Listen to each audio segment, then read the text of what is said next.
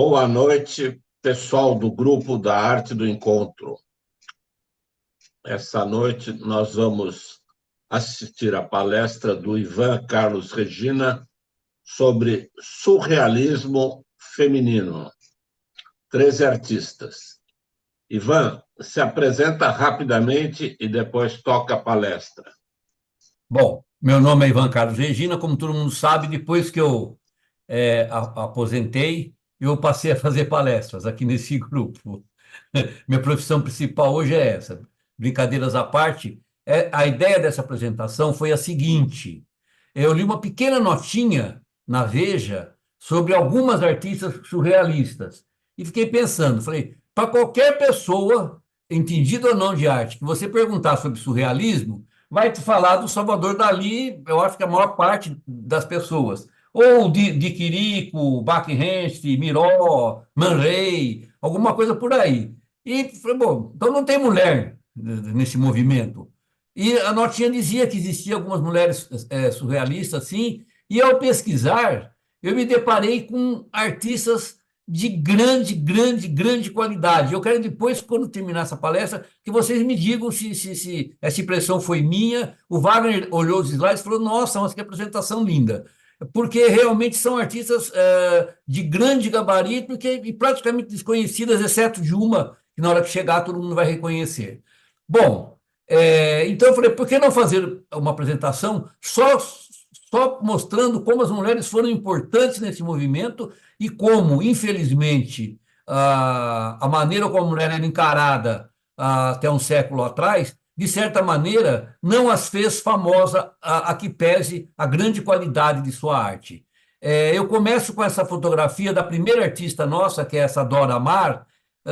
Olha que foto interessante, porque essa foto já é uma síntese do que eu pretendo apresentar. Ao mesmo tempo que a concha é um adereço feminino, né? Ao mesmo tempo que ela é um enfeite, que ela remete à feminilidade da mulher, ao mesmo tempo ela aprisiona a mão, né? Então é isso que a mulher se vê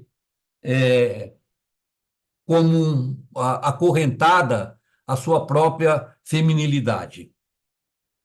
O objetivo dessa apresentação, então, são apresentar para vocês, superficialmente, 13 artistas. Por que superficialmente? Porque cada uma daria uma palestra, sem dúvida. E como também, assim, apesar de que a gente tende a achar que o surrealismo é um monobloco, né? A gente se calca muito no Dalí, vocês vão ver como existem diversos estilos de surrealismo muito interessante. Vou passar também. É uma apresentação muito prosaica, muito simples, que eu faço uma pequena biografia de cada uma e depois nós olhamos um pequeno excerto de suas obras, né? E elas não são conhecidas do grande público, a grande maioria. As mulheres, quando são artistas, mesmo quando elas apresentam qualidade igual ou superior a seus colegas homens, são muitas vezes escamoteadas do reconhecimento público e têm menos fama que eles. Então, essa apresentação tenta fazer justiça para esse rol de mulheres que foram grandes artistas surrealistas. O surrealismo, como nós sabemos, né, foi daqueles movimentos que também nascem no início do século XX. Tudo que você pensar praticamente na pintura nasceu lá no começo do século XX em Paris, quando o André Breton escreve esse manifesto surrealista, onde conta o ideário desse movimento. Ele era médico de profissão, chegou a trabalhar na Primeira Guerra e logo depois ele escreve esse guia aí, onde ele concebe suas noções sobre arte e estética. O surrealismo prega um mergulho radical no inconsciente. Não nos esqueçamos que era também o início do incipiente trabalho, naquela época ainda, do Freud e posteriormente do Jung, que deram base a que o ser humano conhecesse o inconsciente e pudesse ir buscar a arte nesta fonte até então praticamente ignorada. A ideia é que a arte transcenda artisticamente a realidade da vida moderna, técnica e aborrecida. O estilo do surrealismo é o mistério dos sonhos, né? É um movimento onírico. uma dicotomia entre sonho e realidade, que poderia ser sintetizada num único estado, acima do real ou surreal. A palavra foi criada pelo poeta Apollinaire para significar alguma coisa que está além da nossa realidade trivial. Também se opunha ao racionalismo e materialismo da sociedade ocidental. Surgiu no início do século XX em Paris. Ele é mais importante nas artes visuais, embora existam escritores e teatrólogos surrealistas, e também cineastas, né, como Buñuel. Buñuel começou muito surrealista e depois ele, vamos falar assim, foi para outras escolas. Mas existem também livros e muitas peças de teatros surrealistas. Não, só que a nossa ideia não é falar sobre isso hoje. Bom, Breton, está aí uma foto do quem escreveu o Manifesto Surrealista, aí a primeira edição do manifesto, aí. E nós vamos passar diretamente. Então, a gente já entendeu qual que é a ideia, vamos passar a 13 artistas surrealistas. Aqui é uma pintura de Gertrude Abercrombie, que nós vamos ver aqui na apresentação também. E eu começo pela Dora Maar. Tá o nome dela aí, ela é conhecida pelo pseudônimo de Dora Maar, foi uma fotógrafa, poeta e pintora francesa, descendente de croatas. Foi a quarta das 7 mulheres de Pablo Picasso. Foi retratada por ele em 2 ocasiões. Retrato de Dora Maar e Dora Maar Ochá. Ela nasceu e morreu em Paris. Teve muita influência sobre Picasso, e dizem que ela teria convencido e influenciado Pablo a pintar o famoso quadro Guernica. Ela, como fotógrafa, ela documentou toda a criação do quadro em uma série imensa de fotografias que documentaram esse processo. A relação dela com Picasso, a gente vai falando, foi um negócio muito tenso, ele abusava fisicamente dela e acusava ela de ser masoquista. Quando nova, ela percorreu muitas cidades do mundo, alinhando-se na luta contra o fascismo. Depois da certa idade, foi para o seu ateliê e só passou a fazer mais coisas pintadas do que fotos. O seu estilo traz obras figurativas, trágicas, que traduzem em tons sombrios os dolorosos anos do pós-guerra. Seu olhar é inusitado, suas fotos buscam os ângulos bizarros e as coincidências espantosas que rodeiam o mundo moderno. O Rui, aí, que é nosso especialista em fotografia, depois pode comentar alguma coisa sobre as fotos que eu vou mostrar aqui, né? Ela escrevia poesia também, como essa pequena joia redigida aqui depois de 1970. No segredo de mim mesma, para mim mesma segredo. Ao me expulsar, me fazes viver. Nesse quarto onde vivia a loucura, o medo e o sofrimento, o simples despertar em um dia de verão. O exílio é vasto, mas é verão. O silêncio pleno e o sol, um enclave de paz, onde a alma nada mais inventa do que a felicidade de uma criança a caminho de casa. Aqui uma foto dela. Particularmente as 13 artistas que nós vamos ver, elas tinham essa particularidade de serem muito bonitas. Você já começa aqui pela Dora Maar, né? Aqui uma foto dela com Picasso, como a gente pode ver aqui pela foto, o Picasso era um tampinha perto dela, desculpa a expressão coloquial, mas a gente vê que ela era bem maior, né? Bem mais fortuna que ele. Aqui, ó, essas fotos que os jovens fazem hoje de colocar o sol dentro do bagageiro do carro, ela fez isso daí no início do século XX, essa colagem aí das pernas descendo da fonte do Sena, provavelmente. Isso, né? Essa é uma outra foto dela, uma foto colagem. Ela, é, ela foi a primeira fotógrafa a abordar temas de rua, como mendigos, cegos, mães com bebês, crianças. Ela ensinou ao Picasso uma técnica chamada cliché-verre, que, na verdade, é uma maneira de passar a fotografia para um vidro, e desse vidro depois permite a fazer diversas cópias da mesma fotografia. Ela nunca parou de criar. O Picasso chamava ela de a mulher chorona. Olha que bela fotografia aí, o cavalinho do jogo, humilde e triste, perto do cavalo de batalha, né? Não nos esqueçamos que essa peça só se chama cavalo no português. Em todas as outras línguas, ele se chama o cavaleiro, né? Também, como outro cavaleiro. Esse relacionamento dele com Picasso, Picasso batia às vezes nela publicamente, abusava dela, era uma relação sadomasoquista entre os dois. Dizem que quando o Picasso a conheceu, ela estava num, num nightclub lá em Paris, e ela fez aquela famosa brincadeira da mão, né? Que você põe uma luva, põe uma faca e vai esfaqueando entre os dedos cada vez mais rápido. Só que ela errou várias vezes e picotou inteirinha a luva e picotou a própria mão. Isso tudo para chamar a atenção do Picasso, do qual ela queria se relacionar. Como vemos aqui, ó, ela também pintava num estilo cubista.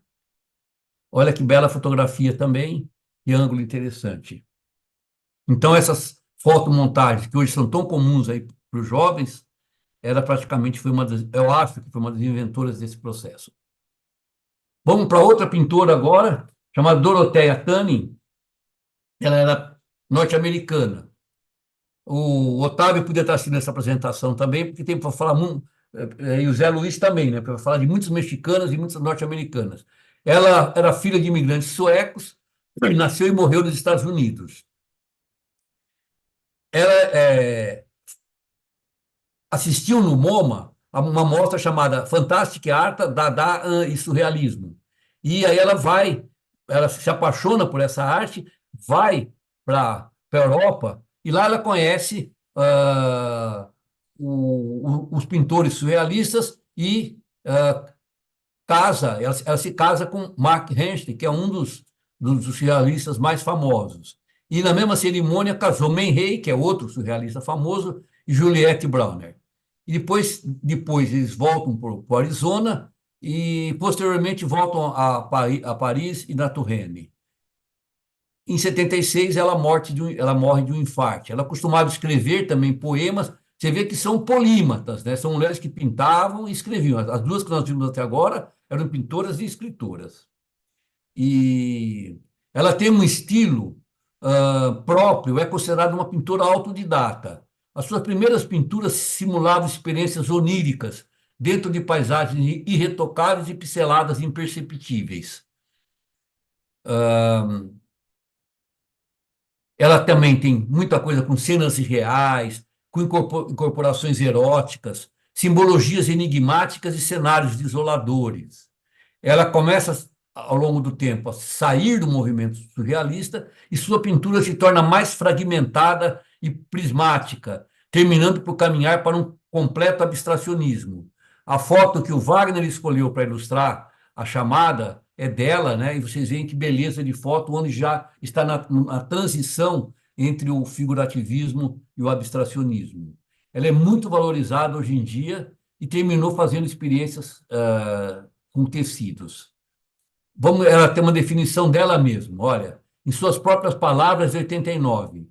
Sou surrealista, sou sufista, budista, zoroastriano, sou extremista, alquimista, contorcionista, mitologista, fantasista, humorista. Devemos nós, artistas, abaixar a cabeça e aceitar um rótulo sem o qual não existimos? As ideias subjacentes ao surrealismo ainda me acompanham. Elas também estão presentes em muitas outras mentes, mesmo naquelas tão jovens que conheceram apenas os discos, os boatos, os escombros. Mas eu não tenho. Peraí, eu não tenho rótulos, exceto o de artista.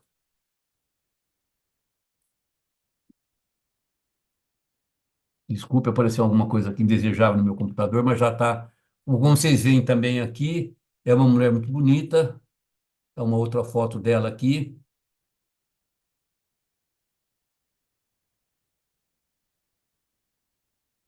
Quando ela tinha 15 anos, ela horrorizou a família dela porque ela se fez um autorretrato dela nua, só que em vez de cabelo, ela tinha folhas na cabeça. E depois trabalhou como um modelo, né? Quando ela conheceu o Mark Henschel, o Max era casado com a Peggy Guggenheim. E ela deu um jeito do Mark Henschel descasar com a Peggy e casar com ela. Também tem muitos temas eróticos em cenários desoladores. E ela vai, ao longo do tempo, fragmentando a sua pintura e cada vez mais vai se tornando abstrato.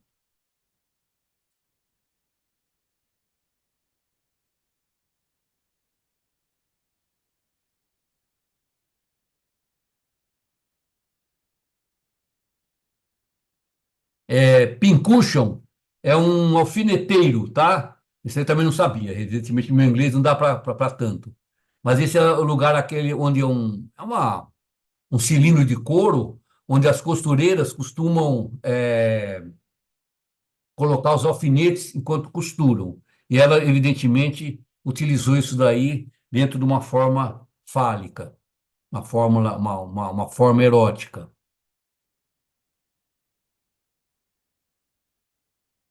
Aí sempre discutindo o papel da mulher, e a mulher vista também como uma extensão da flora, né? É curioso, vocês viram várias vezes aí que aquela primeira pintura sua influenciou toda a vida dela. A mulher sempre com raízes, folhas, flores, frutos,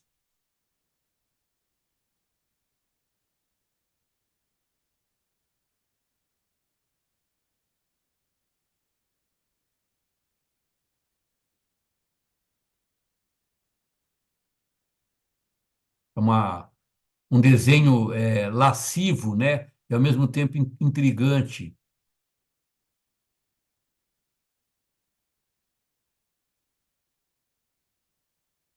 Bom, vamos falar agora um pouquinho da Frida Kahlo. Na verdade, é o seguinte: eu não privilegiei a Frida Kahlo aqui, porque eu tive o ano passado no Nordeste e descobri que a Frida Kahlo, agora lá para o imaginário popular do Nordeste, substituiu o Lampião. É uma coisa assim, é das absorções da cultura brasileira que eu não consigo entender. O que tinha de objetos ligados à Frida Kahlo era uma coisa assim impressionante. Sempre que você via os lenços bordados, os tapetes, isso aqui agora é a Frida Kahlo que ocupa. Essa é uma artista que todo mundo conhece, então eu vou ser passar mais rápido por ela, porque das 13 é a artista mais conhecida e que, evidentemente, eu não poderia deixar de fora, né? Ela nasceu no México, filha de pai alemão e mãe mestiça, mãe mexicana. 6 anos de idade. A sua história é bastante conhecida, né? Todo mundo sabe. Ela teve poliomielite, deixou uma perna menor que a outra. Agora, uns 10, 15 anos atrás, apenas que o Zé Luiz não esteja por aí, se não puder perguntar para ele, ela autorizou a abertura do museu onde estavam as roupas, e aí se descobriu que todas as botas dela tinham uma parte mais. é, um salto para poder compensar isso daí. E também é conhecido que ela sofreu um grave acidente de ônibus quando ela tinha aí 18 anos, mais ou menos, né? E houve uma perfuração do útero, uma viga do ônibus entrou e perfurou-a. E ela é perfurada desde o pé direito até a clavícula. Vocês imaginam o que foi isso? E ficou de cama, e aí na cama que ela onde iniciou a parte artística dela. Ela entrou para o Partido Comunista, onde conheceu Diego Rivera, com quem mantém um caso cheio de traições e reviravoltas. Quem tiver interessado, na verdade, não é um, um, um casal, é um triângulo. Frida era bissexual, mas parece que Diego aceitava que ela se relacionasse com mulheres, mas não com homens. Muito famosa, é verídico ou não, é o relacionamento dela com Leon Trotsky, que ela recebeu em sua casa entre 37 e 39. Rivera, por outro lado, tinha um relacionamento com a sua própria irmã mais nova. E, na verdade, não era um triângulo, era um quadrilátero. Mas, quem quiser interessado nessa história, há uma apresentação do Zé Luiz, feita em 1921, sobre Frida Kahlo, que eu recomendo. Nós vamos deixar depois o link, combinei isso com o Wagner, nós deixamos o link aqui. Quem quiser conhecer mais da Frida Kahlo, que realmente é uma artista assim, na minha opinião, mais interessante pela sua vida do que até pela sua pintura. Mas, sem dúvida, é uma pintora maravilhosa. Ela é conhecida por seus autorretratos, suas obras inspiradas na natureza e artefatos do México, pela cultura popular, empregou um estilo de arte popular knife para explorar questões de identidade, pós-colonialismo, gênero, classe e raça na sociedade mexicana. tinha fortes elementos autobiográficos e misturava o realismo com fantasia. Ela é sempre descrita como surrealista ou realista mágica. Pintava para expressar a dor contínua. Essa afirmação é dela mesma, né? O próprio Breton, ao conhecer a obra dela, organizou uma exposição para ela na Europa. Talvez venha daí o fato dela ter sido muito reconhecida, né? Eu acho que é a artista mais conhecida do surrealismo. Tenta diversas vezes o suicídio com facas e martelos. Engravida várias vezes, mas não consegue ter filhos. Sua vida conturbada, sua defesa das minorias e sua pintura intrigante a transforma em verdadeiro ícone da sociedade moderna. Morre de pneumonia em 1954, mas não se descarta a hipótese de overdose medicamentosa. É impressionante que, assim, a história dela é uma história tão conturbada, né, que já foi contada muitas vezes. E as pinturas dela são muito conhecidas. Ela, para variar, uma mulher muito bonita também, está aqui a foto dela. Aqui as duas Fridas. Isso aqui faz parte, como eu falei, da época que ela estava na cama esperando a morte chegar, como diria o Raul Seixas. Aqui a árvore genealógica dela. A mulher vista como um animal ferido. Esse quadro fala por si, né? Os elementos da morte estão presentes na cultura mexicana, né? Bom, vamos falar agora da nossa quarta artista, Gertrude Abercrombie. Também foi norte-americana, né? Já a segunda norte-americana, radicada em Chicago. Era a rainha dos artistas boêmios. Ela nasceu em Austin e morreu em Chicago. Teve sempre envolvida com música. Era amiga de Sarah Vaughan e Dizzy Gillespie. Seu pai eram cantores de ópera. Estiveram radicados na Alemanha, mas logo voltaram para os Estados Unidos. Foi casada duas vezes, primeiro com um advogado, com quem teve uma filha, e depois com um crítico musical. Na cerimônia de casamento, diz Gillespie, apresentou-se. Ela também é uma pianista amadora, mas cedo ficou famosa por sua habilidade como pintora. Ela ficou doente já em 50, ainda nova, e permaneceu muito tempo numa cadeira de roda. O seu estilo é o seguinte: são interiores escassamente mobiliados, paisagens áridas, altos retratos e naturezas mortas. Apresenta normalmente uma mulher solitária em um vestido esvoaçante, frequentemente retratado com atributos de feitiçaria. Na verdade, a pintura dela representa aquela coisa da mulher bruxa, né? Uma coruja, um gato preto, uma bola de cristal, um cabo de vassoura. E ela, praticamente, quase todos eram autorretratos, como ela mesma declarou em uma entrevista pouco antes de sua morte. Sou sempre eu mesma que pinto. Ela se considerava feia e ela usava um chapéu de veludo pontudo para acentuar sua aparência de bruxa. Também se baseava nos seus próprios sonhos para fazer suas pinturas. Vamos ver aqui, ela aqui na foto, com um gatinho. Tá aqui uma típica pintura dela, né? Um canapé aí, um lugar ermo e solitário, com um baobá ao fundo, um autorretrato de aquarelado, com um gatinho. A coruja, sempre esse lado místico. O cavalo aí como um elemento da força interior da mulher, né, simbolizando metaforicamente essa força interior que está sempre acorrentado. A mulher que traz amarrada a sua sabedoria. Esse também é interessante, né? Já não é assim, uma temática muito comum nela, mas a mulher vista como um caramujo, né? Como uma lesma que se arrasta.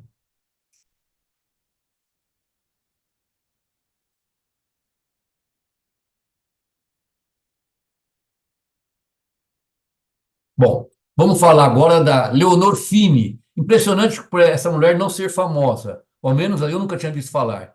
Essa aqui é a típica bad girl mesmo, né? foi uma pintora argentina nascida em 1907 e falecida em 1996.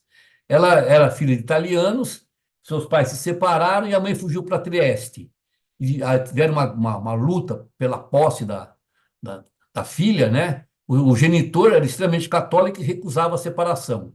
Ela teve uma infecção nos olhos e os dois olhos foram amarrados. Quando ela saiu dessa, ela voltou a ver, ela resolveu ser pintora.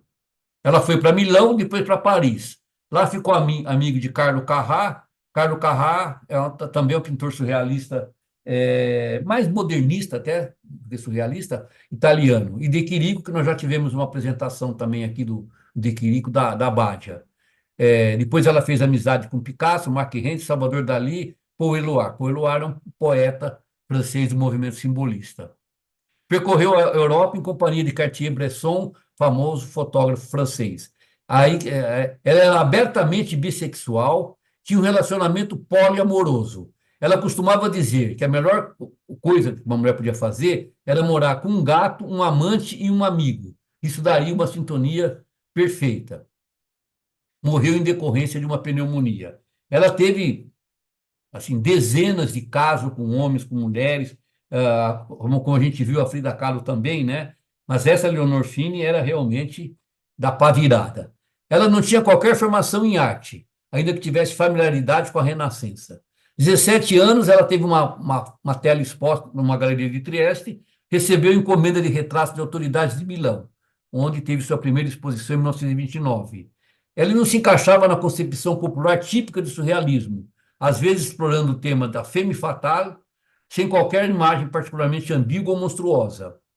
No entanto, incluía símbolos como esfinge, lobisomens e bruxas. Muitos dos seus personagens eram mulheres ou seres andrógenos. Na tentativa de subverter os papéis impostos pela sociedade, Leonor abandonou as representações de mulheres frágeis, inocentes ou fatais em busca de deusas inspiradas na mitologia grega. Ela se dedicou a pintar figuras femininas que não podiam ser categorizadas, julgadas ou definidas moral ou sexualmente. Era um desafio aos ideais de Breton e um eco da sua obrigação de disfarçar durante a infância.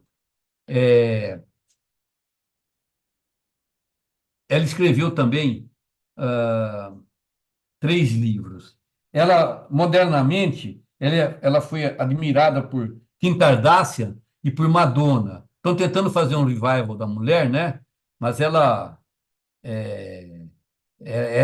foi amante também de uma tal de Maria Félix, era modelo, desfilou para Dior, criou figurino para obras de Fellini, para a Ópera de Paris, desenhou caixa de perfumes. O Breton a odiava, justamente por essa coisa independente dela. Dizem que o Breton não gostava de mulheres independentes, fortes, e acusavam, inclusive, o Breton de ser homofóbico, dogmático e inquisidor. Ela chocava os argentinos, né? E, na verdade, a Argentina né, um país muito católico, e é porque ela questionava o casamento tradicional. E ela na verdade, formulou essa estética queer, né? Que abrange os transgêneros. Foi a primeira mulher. A gente vai vendo agora nos quadros dela, nós vamos ver isso daqui. Está aqui ela também, ó, como a gente vê. Essa foto não faz muito jus, mas ela é uma mulher muito bonita. Aqui é ela, tá?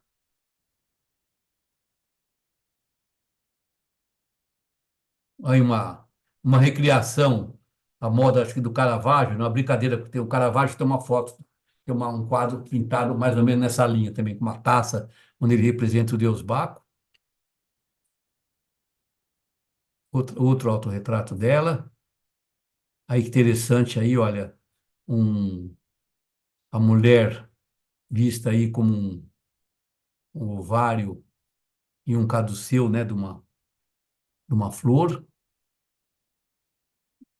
Esse aqui também, na minha opinião, é um quadro do Dürer, né, que tem assim, tem uma jovem senhorita e uma velha decrépita. Ela faz uma imitação. Ela tinha já esse quê de brincar com essas representações de outros pintores, né?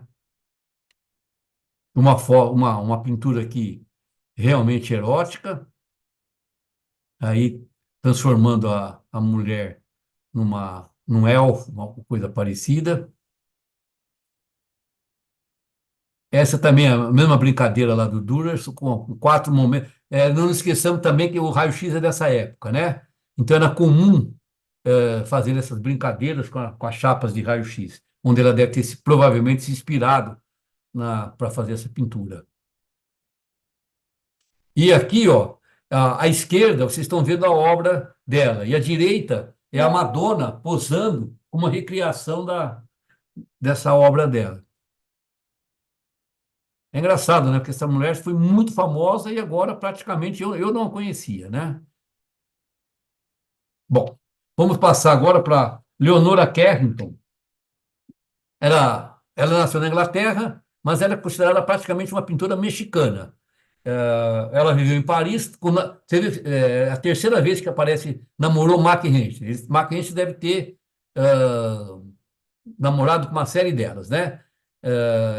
Ela vai para o México e passa a viver lá. E ela teve uma profunda amizade e parceria com Remédios Varo, que nós vamos falar mais na frente também, que foi uma outra pintora surrealista. Ela termina, em 64, a sua obra mais conhecida, que chama o mural O Mundo Mágico dos Maias. O trabalho foi criado para um concurso da Escola de Arte do Museu Nacional de Antropologia e História do México, onde se encontra. E para criá-lo, Leonora passou meses no sul de Yucatán, estudando as variadas religiões e tradições da cultura maia. 4 metros de largura, o cenário de uma comunidade maia e seus diversos aspectos culturais do mundo pré-colombiano, com a medicina tradicional, a religião, a astronomia e a relação entre as pessoas e as forças da natureza. O estilo, ela cria mundos abstratos, conviveu com Dalí, Mackenzie, Picasso e Joan Miró. Ela não gostava de ser uma mulher objeto, né? Ela não queria ser vista como uma musa. Eu caí no surrealismo porque sim, nunca perguntei se podia entrar.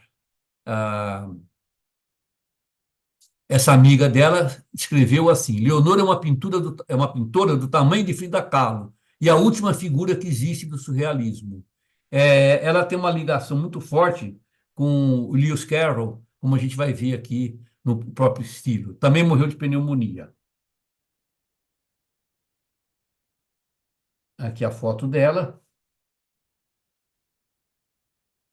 Escreveram já vários livros, né? Tem um que chama Surreal Friends,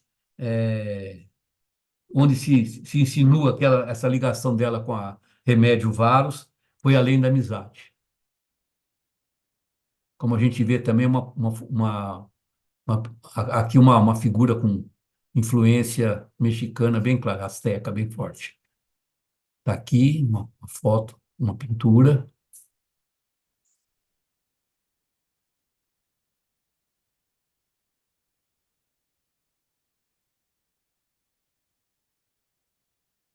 Ó, essa lembra bem o Alice no País das Maravilhas, realmente, né?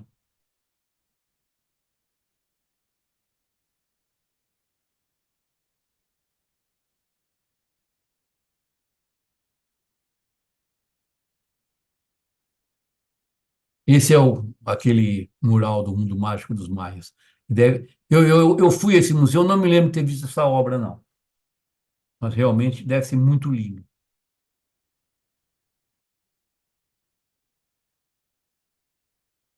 Bom, a nossa sétima artista é Joyce Mansour, que, na verdade, era inglesa e morreu em Paris. Mas ela é considerada uma poetisa egípcia. Mas também ela fez esculturas, né? Ela começou como atleta, uma coisa engraçada, né?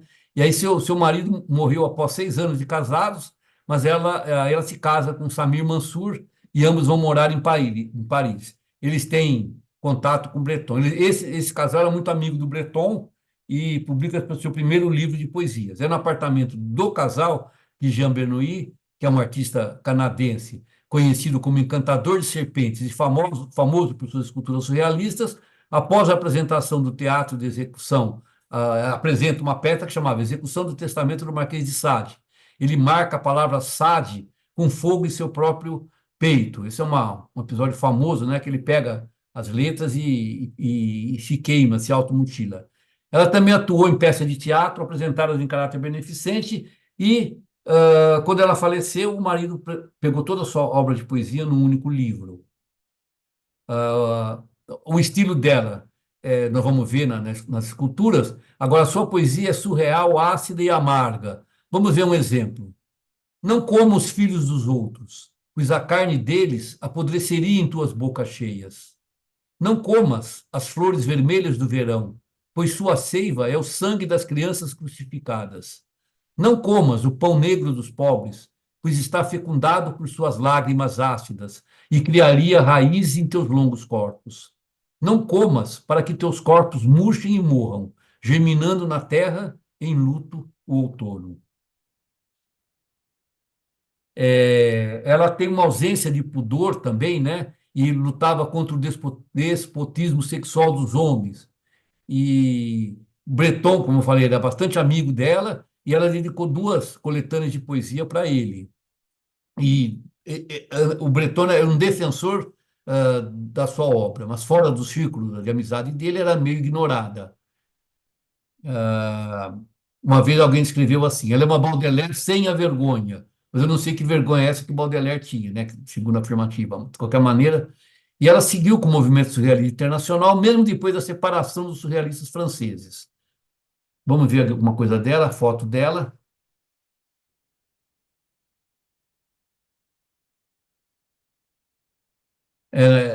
Algumas esculturas dela. Ela é ilustradora também, é uma capa de livro feita por ela. Olha que traço moderno, né? Que coisa interessante, né? Uma outra escultura, um desenho. E essa é uma escultura dela, que evidentemente é muito famosa, porque todo mundo já reconheceu, né? É exatamente o vírus da Covid, né? Houve também um redescobrimento dessa artista a partir do momento que ela conseguiu, muito antes, desenhar o vírus da Covid. Nós vamos passar agora a uma artista muito, muito interessante. Não sei se o Ricardo está aí ainda, se ele tiver, essa Kay Sage, uma artista americana, surrealista e poeta. Ela fez parte do pós-guerra do surrealismo. E ela é principalmente reconhecida por suas obras artísticas que contêm temas de natureza arquitetônica. Eu achei essa artista espetacular, muito interessante. É uma pintura que a gente não vê frequentemente por aí. Ela era muito rica e tem gente que falou que ela ajudou muito as artes, tem gente que a odiava também, nós vamos ver rapidamente. Era desprezada por ser rica. O próprio Breton não gostou dela, talvez até pelo fato disso, mas Yves Tanguy, e também ele, um pintor surrealista, se apaixonou por ela. Alguns apontam o rompimento entre o pintor e o escritor por conta que Breton a desprezava. Ela já tinha se casado com um também rico príncipe italiano. Esse casamento da alta burguesia durou 10 anos e foi definido por ela como se ela estivesse casada, né, num pântano estagnado. O Ives batia nela também. Alguns dizem que por ciúme de sua pintura, que foi reconhecida mesmo em vida. Porém, quando ele morreu em 55, ela entrou em depressão. Atacada de outros problemas, ela diz: eu disse tudo o que tinha a dizer, não me resta mais nada a fazer a não ser gritar. Em 63, ela se suicida, atirando no próprio coração. O seu estilo traz formas e mundos de estranhas arquiteturas que buscar a interpretação emocional do subconsciente. Logo que ela casa, ela vai morar em Rapallo, lá na Ligúria, e ela se baseava, o artista predileto dela, que ela considerava como uma influência, é o De Chirico. Ela também se utilizava de formas geométricas que vinham recobertas por tecidos, num estranho jogo de ilusão. Se concentra em estruturas arquitetônicas independentes, incluindo paredes, torres, treliças, que podem representar edifícios em construção ou ruínas e decadentes. Seu uso de entradas em arcos e perspectivas inclinadas pode ser atribuída ao De Chirico. Algumas figuras que não dá para a gente saber se são pessoas, se são alienígenas, o que são, nós vamos ver aqui na pintura, né? Ela coloca também os seus objetos em desertos e planícies que recuam para horizontes imensuravelmente distantes. O trabalho de Sage era perturbador ou deprimente, mesmo quando elogiavam a sua habilidade pictórica.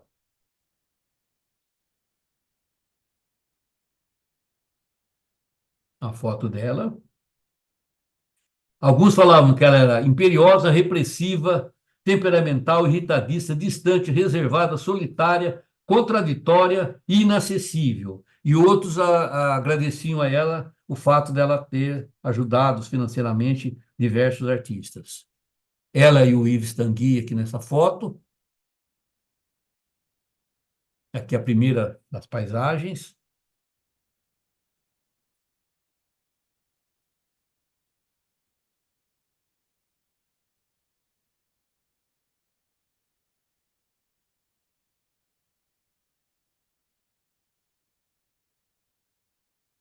Essa é interessante, né? A mulher sem voz.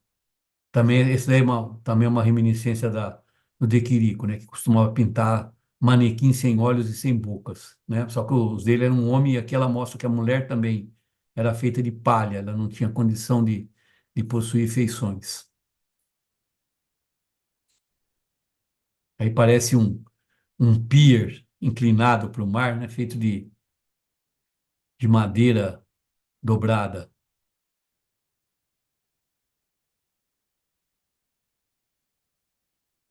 Bom, Merit Oppenheim, ela é alemã, nasceu em Berlim, de pai alemão e mãe suíça.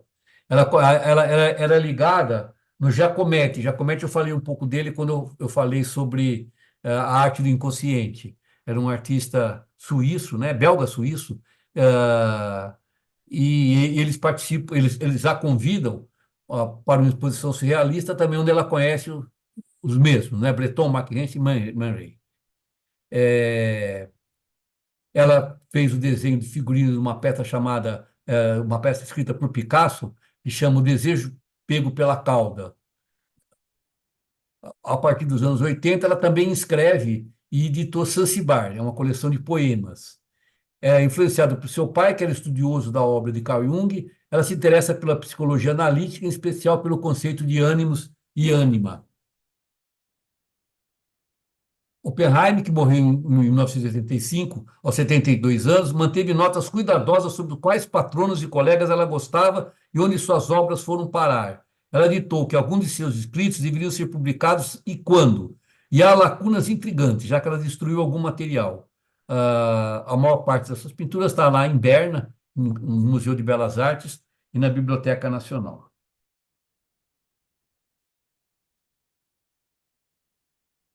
Atualmente existe um prêmio com o nome dela, dado para pintoras iniciantes. E essa é interessante, a Meredith, porque ela ficou famosa em vida, com uma obra que eu vou passar aqui na frente para vocês. O estilo dela é uma xícara e um pires de chá revestidos por pele de gazela. É muito famoso, tá no MoMA hoje, em Nova York, e com essa obra ela ficou mundialmente conhecida. Ela depois saiu do grupo surrealista e foi pintora, escultora, fotógrafa, criou móveis, atuou na moda, inovou na performance. Propôs pioneiramente o jantar servido sobre um corpo humano. Seu trabalho foi impulsionado por uma resistência lógica às normas sociais. Foi uma artista múltipla e mutante, se reinventando em cada obra e explorando o inesperado. Ela desenvolveu uma tese sobre a androginia humana, pesquisando gêneros, estilos e o espírito feminino e masculino na criação artística. Apesar do imenso corpo de trabalho e de sua habilidade inagualável, a obra da artista ainda permanece parcialmente na escuridão para o grande público. É, ela, é, além de escultura, fazia pintura, desenho, joias, livros de artistas e peças de mídia mista. Ela não gostava dessa definição de masculino e feminino da sociedade, encorajava seu público a trilhar a tênue linha entre a realidade e os sonhos. E em 1975, ela discutiu o tema da artista feminina e da liberdade pessoal. Ela acreditava na androginia da mente e proclamou: a liberdade não é dada a você, você tem que agarrá-la ou conquistá-la. A maior coleção de obras está em Berna, né? Em Berna. Uma foto dela aqui, uma foto dela trabalhando em seu ateliê. Aqui, ela pintou com as duas obras de maior expressão dela, né? Esse banquete sobre o corpo feminino e a pele e a xícara que está revestida de pele. Aqui uma foto dessa obra,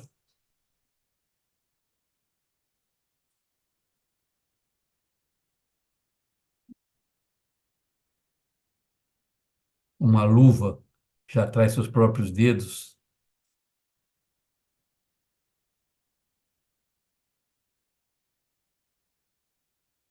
Essa é uma pintura sobre arranjos de pedra. Lembra que eu falei da pedra quando eu também falei sobre o inconsciente? Quais que o Giacometti, o próprio Mark Henst tem trabalhos em pedras, né? Que a gente chama esses arranjos de pedras, em português se chama moledros, né? São esses arranjos que são feitos com pedras.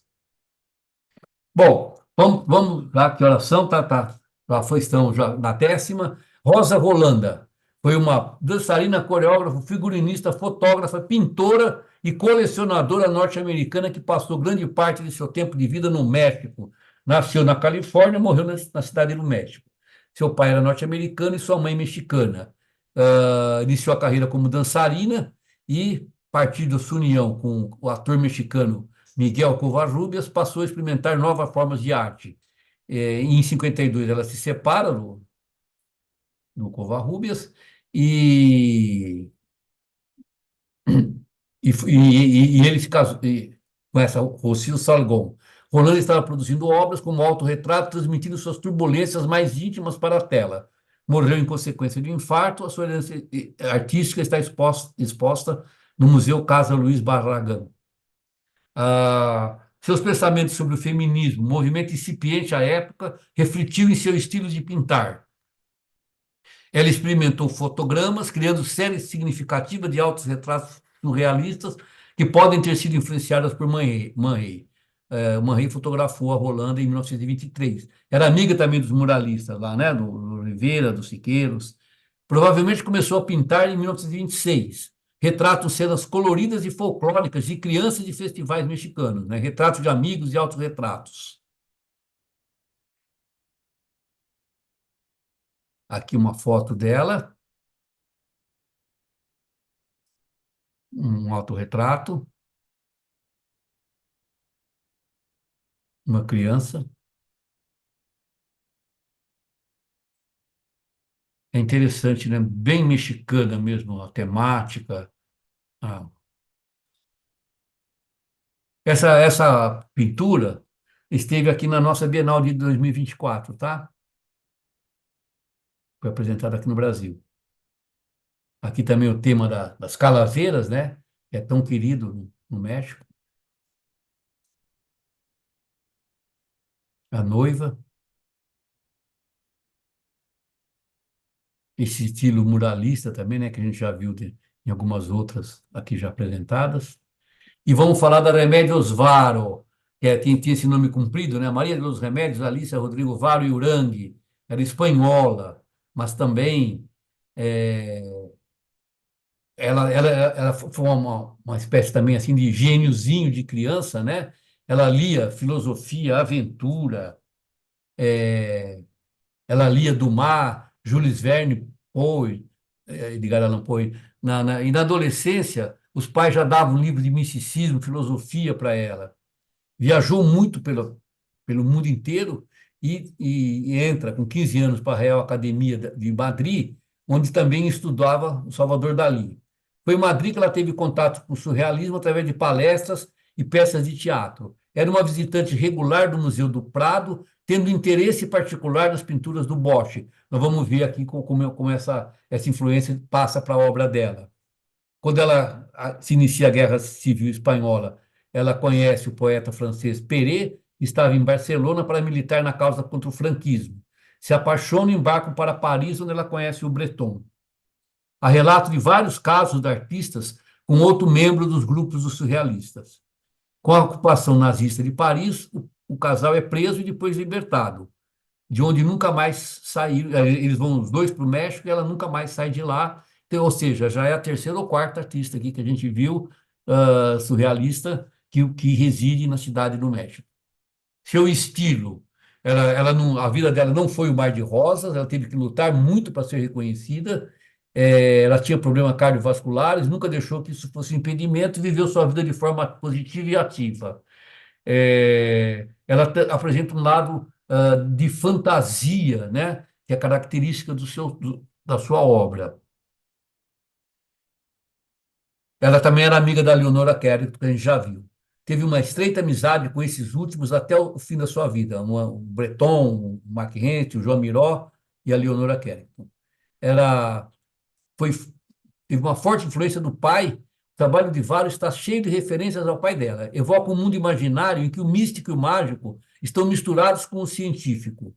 Especialmente cara às artistas foram as teorias do Gurdjieff, né, do George Gurdjieff. A pintura, no entanto, explorou uma série de temas diferentes, com desenvolvimentos de conceitos científicos, encontros e relacionamentos amorosos, paixão por gatos, entre outros. Morreu prematuramente de um ataque cardíaco quando tinha apenas 55 anos de idade, em 1963.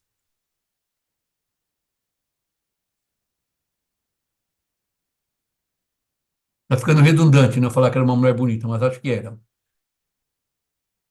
Aqui ela na frente de uma tela dela.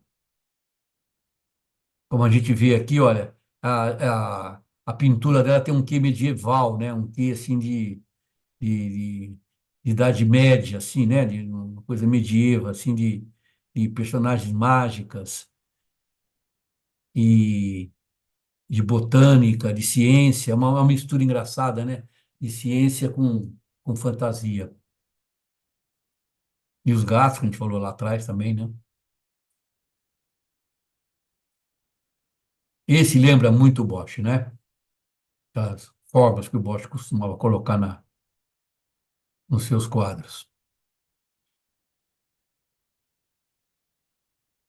Aqui, a mulher aprisionada que necessita do homem-pássaro para poder fazer sua alma viajar. A interpretação que eu dei aqui. Cada um pode dar a que quiser. Bom, a penúltima nossa, Suzanne von Damme. Ela é uma pintora belga. Ela estudou para pintar em Ghent, onde nasceu, e depois em Bruxelas. Ela foi para Paris, e vocês podem ver que é praticamente todas elas, né, vão para Paris. Não houve pintor praticamente no mundo que existiu que não tivesse no início do século XX em Paris, como até o Woody Allen já mostrou no filme dele. Ela passou muito tempo no sul da França, Londres, Florença. Ela participou da Exposição Internacional de 47 em Paris, organizada por Breton e Duchamp. Elas fazem referência a Picasso e De Chirico. Muitos de seus primeiros trabalhos surrealistas foram registrados em uma série de fotografias em preto e branco feitas por Breton. Ela foi influenciada por Jean Sensor. Ela tem um caráter nórdico da pintura dela, que até agora não apareceu em nenhuma outra. Ela pintou seu retrato em 1925 e ele retribui, retratando-o em 1938. Desculpe.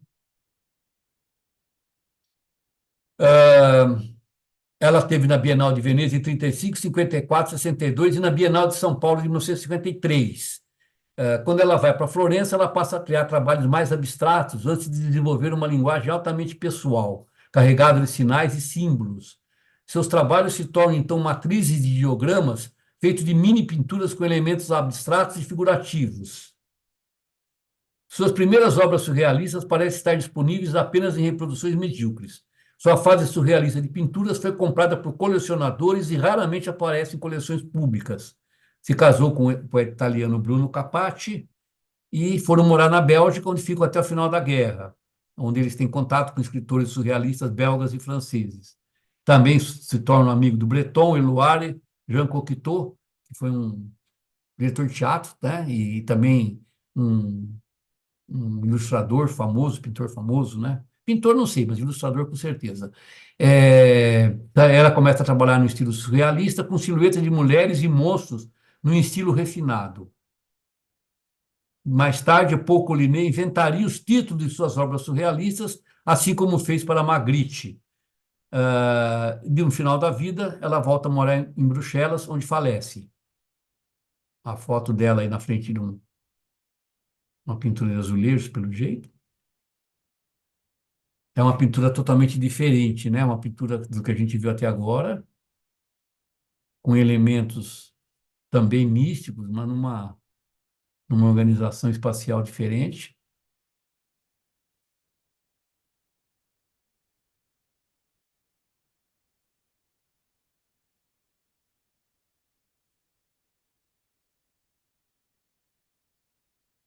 Olha que quadro muito interessante, né?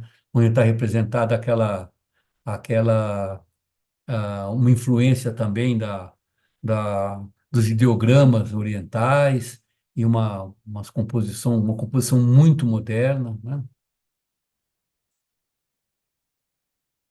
Por último, nós deixamos a única brasileira desse time, né? Tinha que ter uma brasileira, evidentemente, e Maria Martins, que eu também, para ser sincero, tinha visto falar muito rapidamente, mas quando eu fui assim debruçar mesmo para fazer essa pequena biografia, eu achei muito interessante. Ela nasceu em Campanha, Minas Gerais, a mãe era pianista e o pai advogado.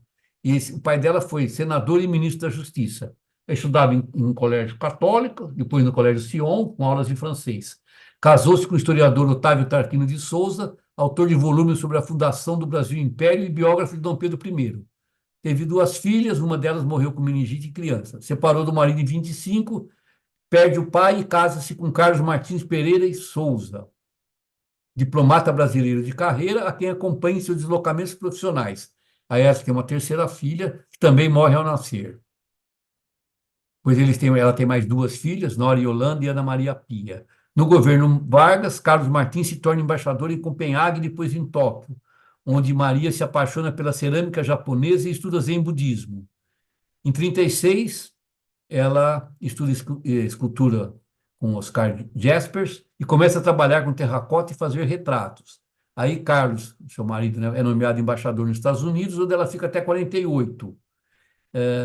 Em Washington, ela passa a se dedicar seriamente à escultura.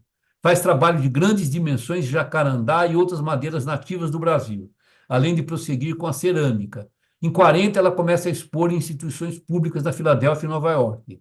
Faz sua primeira exposição individual importante, chamada apenas Maria, nessa galeria de arte em Washington, só recebe críticas positivas. Nelson Rockefeller compra a escultura Christ para o MoMA.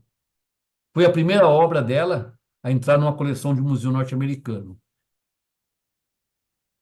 Ela tem um estilo, né? É uma artista importante do modernismo internacional. Começou tardiamente, mas sua presença no cenário artístico foi marcante, principalmente nos anos de 40 e 50, quando viveu entre os Estados Unidos e a França. Também manteve colaboração com Breton, Duchamp e Mondrian. O crítico historiador de arte se refere a Maria Martins como a grande escultora do surrealismo. Ó, interessante. Seu trabalho, que inclui temática indígena brasileira, foi descrito como poesia tropical. Aí está uma série de galerias onde ela expôs, né?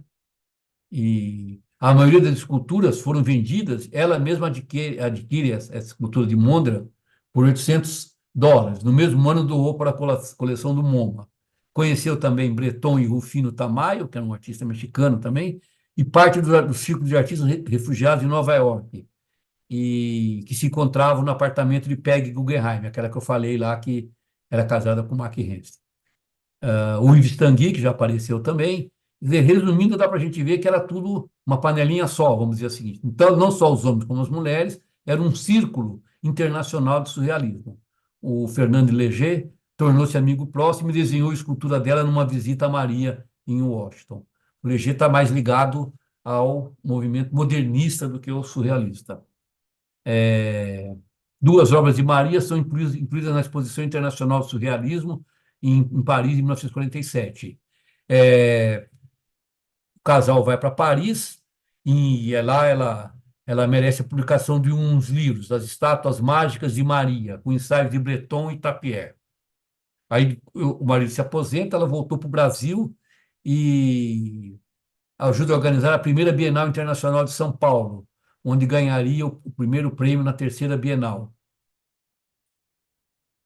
Ela conclui a grande escultura em 1959, o Rito do Ritmo, que está instalado em frente ao Palácio da Alvorada, em Brasília. Uma miniatura dessa escultura foi distribuída como lembrança da inauguração da nova capital federal.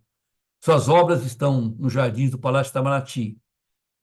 Escreveu também, né, para o jornal Correio da Manhã, fica viúva em 64. Em 70, comissionada por Niemeyer para fazer uma escultura para a Catedral de Brasília. Realiza os esboços, mas não chega a concluir a escultura. Morre aos 78 anos em sua casa no Rio de Janeiro. O Museu de Arte Moderna do Rio de Janeiro possui uma obra-prima, a escultura em bronze O Impossível, que nós vamos ver aqui para frente já já, em que duas figuras femininas se abraçam por tentáculos pontiagudos. Essa obra é internacionalmente reconhecida assim como uma obra de grande valor e uma grande metáfora sobre a impossibilidade dos seres humanos se comunicarem ou se amarem.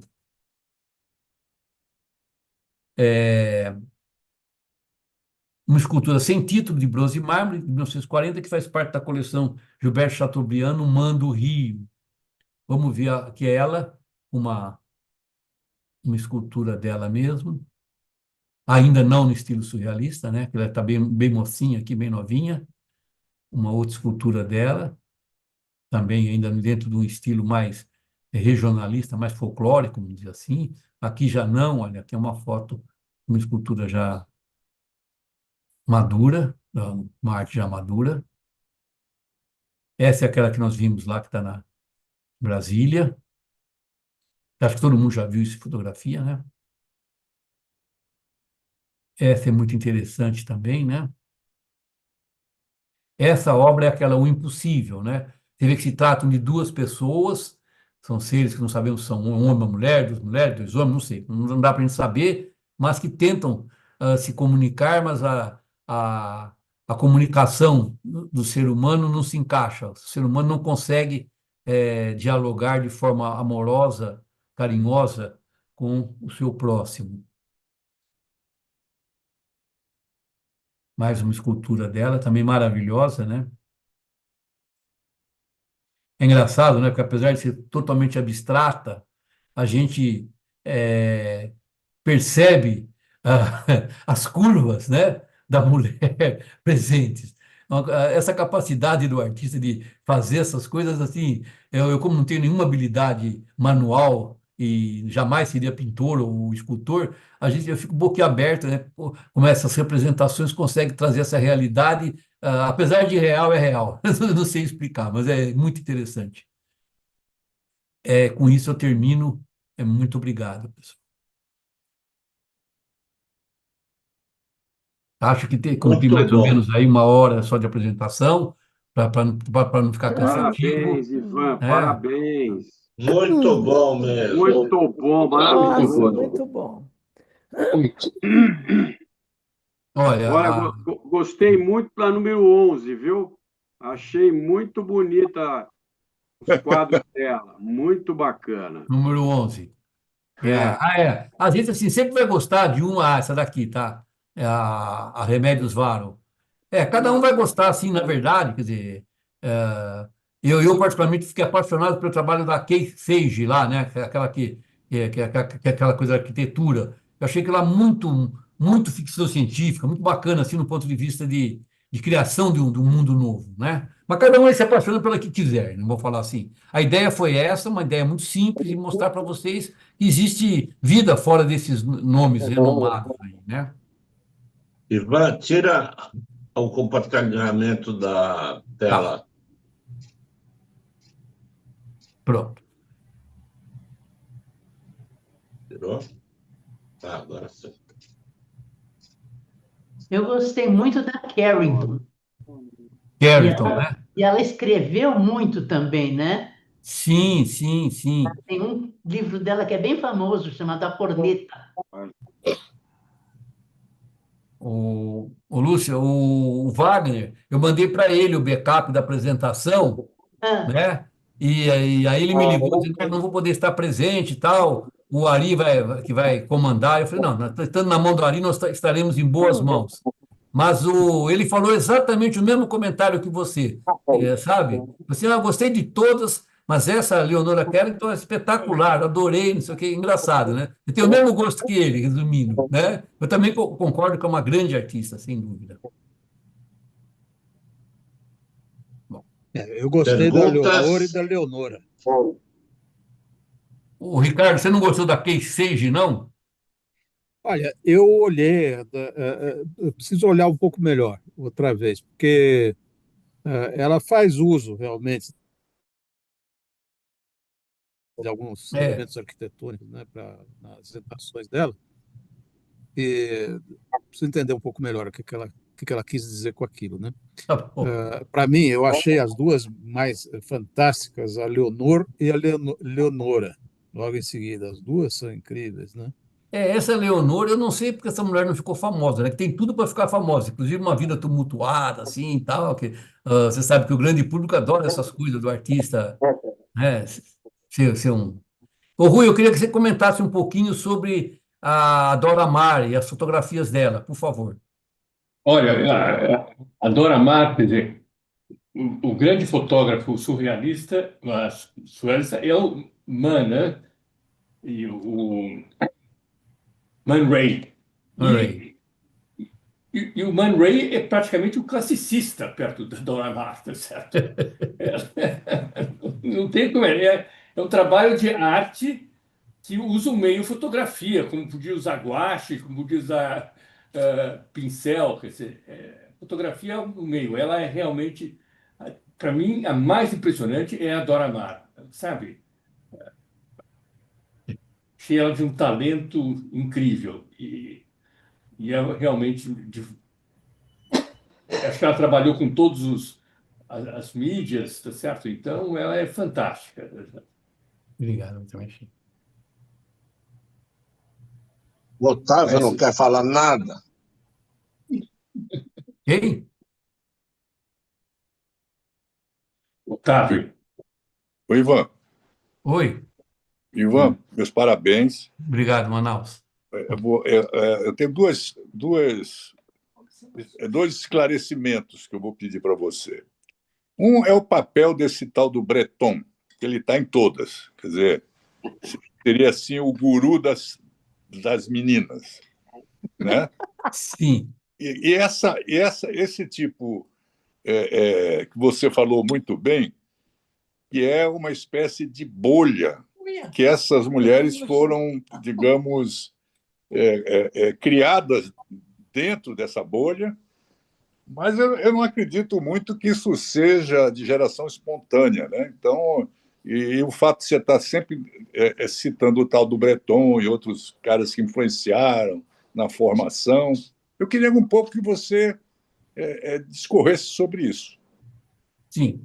Na verdade, você lembra quando eu escrevi aqueles 4 artigos sobre arte, numa certa altura eu falava assim, é, a, a arte, antes de ser feita, ela precisa ser pensada.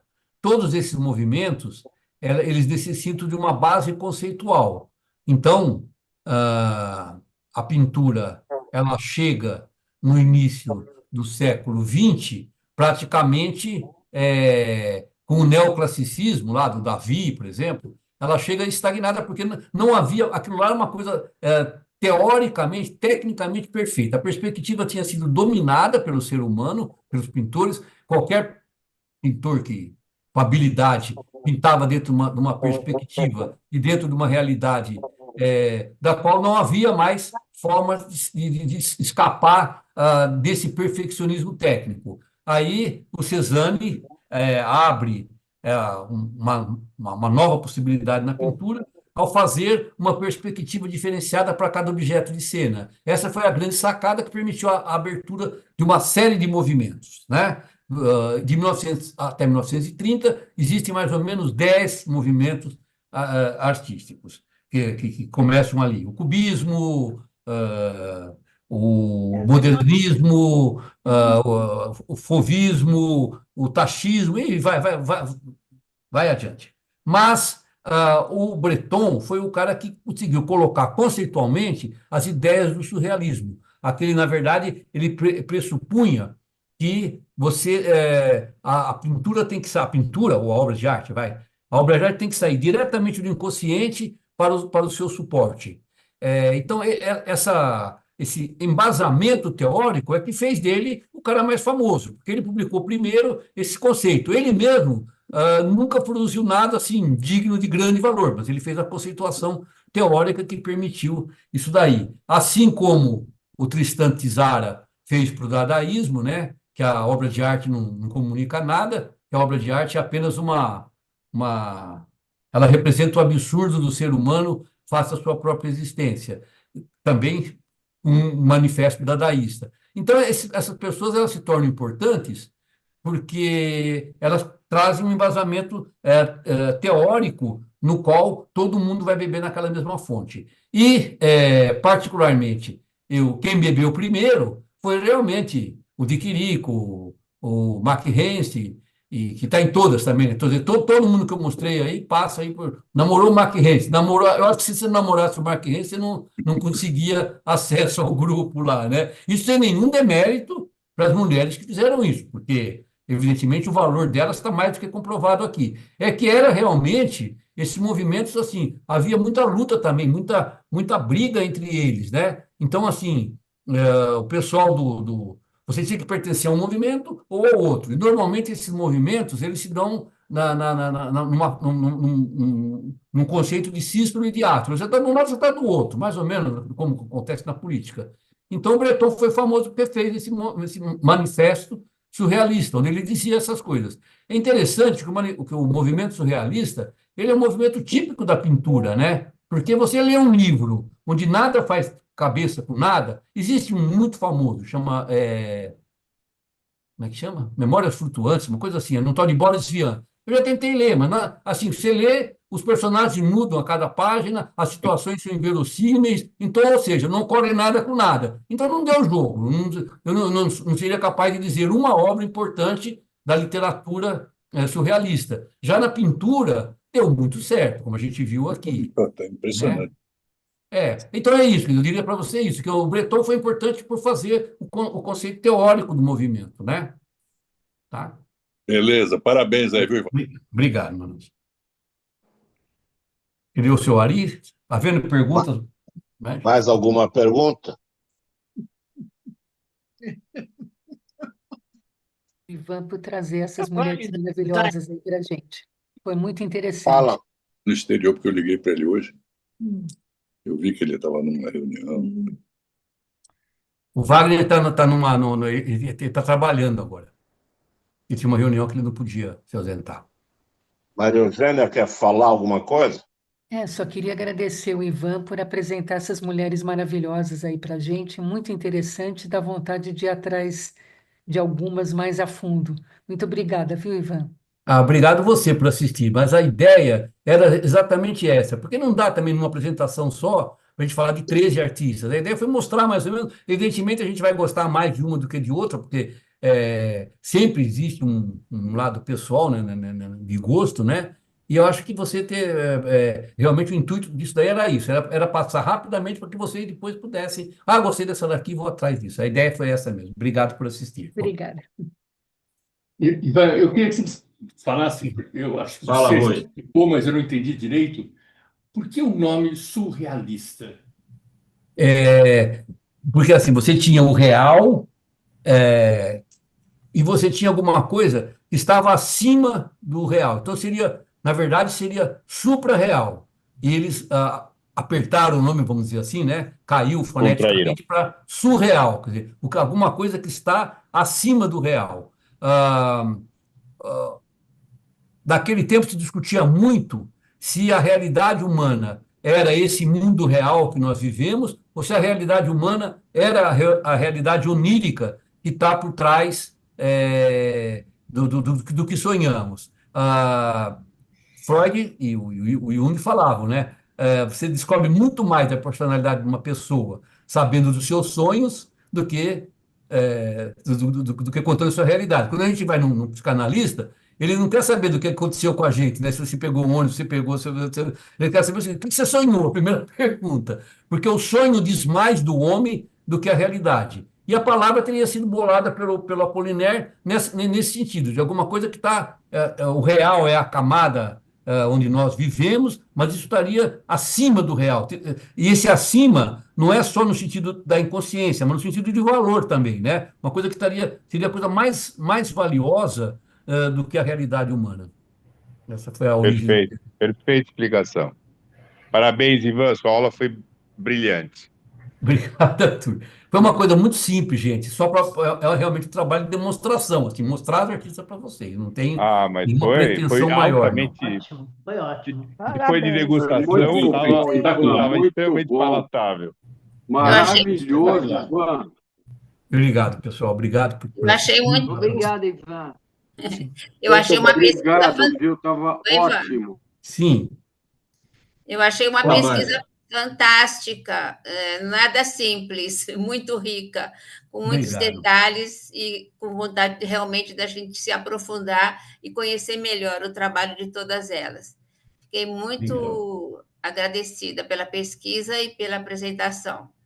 Obrigado, Amália. E você vê também que realmente assim, foi mostrar que, eu não sei se essas artistas aí, elas, se você formasse um time com elas, vamos falar, se elas tinham um valor inferior ao dos homens. Não me parece Mas isso, de né? jeito nenhum. Lógico que não. Porque Claro que não. parece Lógico que do não. mesmo nível, né? Agora, a pergunta é, por que os homens ficaram famosos e elas não, né? Assim, não tem nada contra o homem, ao contrário. Eu sou homem. É.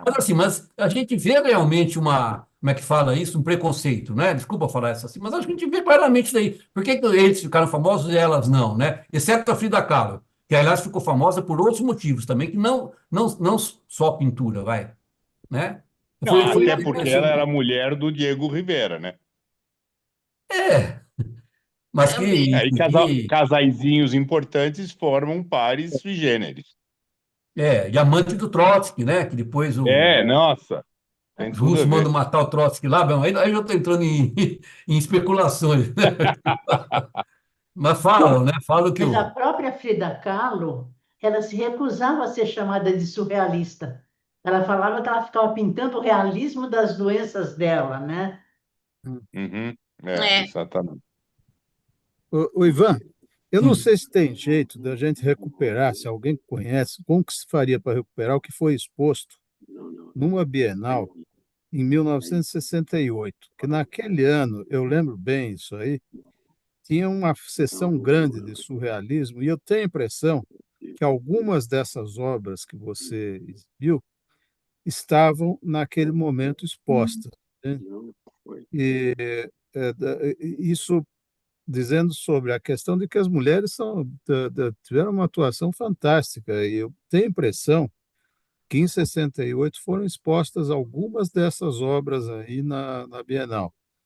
É um exercício apenas de memória, mas me impressionou muito na época, né? E tinha uma sessão bem grande sobre o surrealismo naquela Bienal. Normalmente as bienais elas publicam o seu catálogo, né?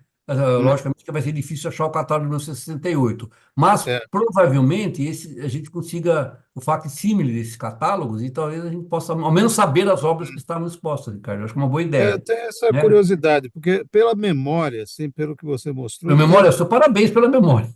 Não, é porque me impressionou muito na época. Ah, Então, quando eu vi a imagem, me chacoalhou. lembrou. Pô, eu já vi isso em algum lugar. Tá bom. Só um comentário que eu achei interessante e que tem a ver com o fato delas não serem reconhecidas. Duas eram espancadas pelos companheiros. Isso me deixou muito chocada. Então, o que significa isso, né? Com relação ao Sim, você papel tem da toda a mulher. razão, Amália. Eu também fiquei pensando a mesma coisa quando redi. Inclusive, como a gente viu lá, a Dora dava duas do Picasso. Se ela batesse nele, era mais fácil ela bater nele do que ele bater nela, né? Mas você vê também, eu acho que fala um pouquinho sobre o poder da fama, né? Eu acho, entendeu? Quer dizer, os caras, por serem famosos, se achavam no direito de bater nas mulheres, né? O que, evidentemente, é um absurdo, mas eu acho que passa um pouco por isso também, infelizmente. Ô, Ivan, ô, Ivan, Olha, você está aí, que bom te ver. tô aqui, tô aqui. Falei de falei de uma de Chicago. Agora você está até com o Papa aí, né? Então você não é. Mas eu não estou na cidade do Papa, estou em São Paulo, né? Mas nós estamos com o Papa, né? Mas isso daí é um outro assunto, esse negócio. Mas eu achei a tua apresentação, a tua abordagem extremamente original. Achei muito legal você ter abordado sob o ponto de vista das mulheres do surrealismo, né? E acho que acrescentou muito. Eu conhecia a Dora Maar, né? E conhecia também a Freda Kahlo. Acho que ela está sofrendo assim um problema de exposição demais pelo mundo todo. Então não era só no Nordeste que você achou. Acho que ela está realmente na moda. Faz uns 5, 6 anos que ela está na moda. Agora, eu tenho uma. Você está me ouvindo? Estou te ouvindo, sim, sim. Eu tenho uma pergunta. Essa escultura, o impossível que você mostrou aí no final, quantas cópias tem dela? Porque eu tenho visto ela, eu vi ela ontem na FAAP, ali fora da apresentação da exposição do Andy Warhol, né? Eu já vi ela em vários outros lugares. Quer dizer, eu não tenho ideia de quantas versões, quantas cópias tem dessa escultura, mas me parece que está em todo lugar. Você tem toda a razão, Otávio. Tanto que você viu ali, falava assim que ela fez o impossível número 3, que foi apresentado. Quer dizer, além do mais, para cada um que teve em Brasília, ganhou uma réplica da escultura. E é muito comum também, às vezes, essas esculturas famosas, depois elas virarem, elas serem refundidas, vamos dizer, no molde original, e serem vendidas assim em larga escala, né? Você tem razão, porque é uma escultura bastante conhecida. Apesar que a ideia é muito bonita, né? Muito, muito interessante, muito expressiva, né? Muito Ela expressiva. exprime exatamente aquilo que a artista pretendia exprimir. Então, foi muito, muito interessante. Muito bom. Obrigado, Ivan. Otávio, Obrigado. Alex e Berks. Mais alguma pergunta? Comentário? O Berks Então, levantou a mão. obrigada, Ivan, Fala, pela Roberto, Alex. apresentação. Tirar a gente de muita ignorância aqui do lado de cá, que eu não conhecia quase nenhum desses. Alguma informação importante sobre o Max Ernst, né? Que foi companheiro de A, de B, de C, mas ele e a Guggenheim tiveram um papel importantíssimo na Europa, resgatando uma série de artistas franceses da França. Por acaso eu vi um filme muito interessante desse episódio, né?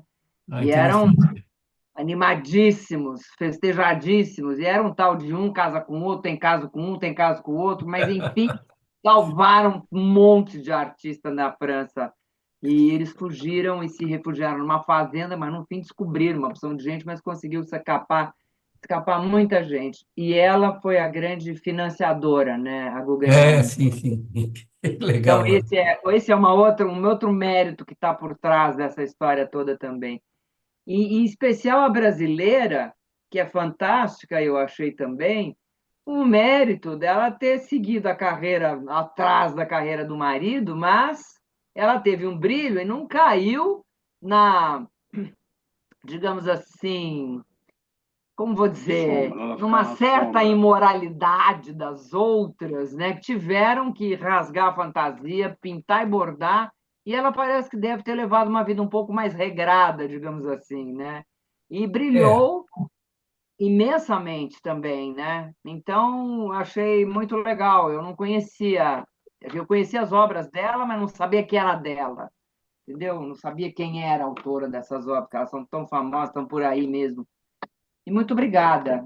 Ajudou muito a esclarecer muita coisa e mostrar um outro mundo realmente da mulher que fica, né, sem esse reconhecimento, como você falou. Você tem toda a razão, Alex. Mas assim também, eu discuto muito com a Ari aí em privado, essa coisa, né, da influência da vida do artista sobre sua obra. Esse é um assunto que dá seminário, né, da gente ficar discutindo aqui noites. Mas, assim, evidentemente que hoje em dia, né, o fato assim, da pessoa ter uma vida tumultuada, tal, acaba sendo uma propaganda da pessoa. Você vê essa vida mais conturbada, mais chico. A Frida Kahlo, né, é um exemplo assim, de uma artista que se tornou um ícone moderno, muito em função também da Inclusive sua a vida moda da privada, né? sobrancelha grossa que tem hoje em dia, né? É. Como o Otávio falou aí, né? O mundo inteiro agora resolveu adotar a Frida Kahlo como modelo de pintora. Mas, como a gente viu, existem outras do mesmo nível que ela que, coitadas não tiveram a mesma difusão e a mesma fama, né? Muito bem. Eu não sei qual vai ser a próxima semana, mas mais uma vez agradecemos ao Ivan Eu que e boa agradeço. noite a todos. Isso. Obrigado, Ivan. Boa noite. Obrigado a vocês pela Boa noite, paciência. obrigado, Boa noite, Ivan. gente. Parabéns. Obrigado. Obrigada. Boa Parabéns, noite, Ivan. obrigado, Ivan. Obrigado. Boa noite, obrigada. Obrigado. Eu que Foi agradeço. muito bom. Agora eu vou tomar um vinho aqui, Ivan, para comemorar essa palestra maravilhosa. E dormir gostoso.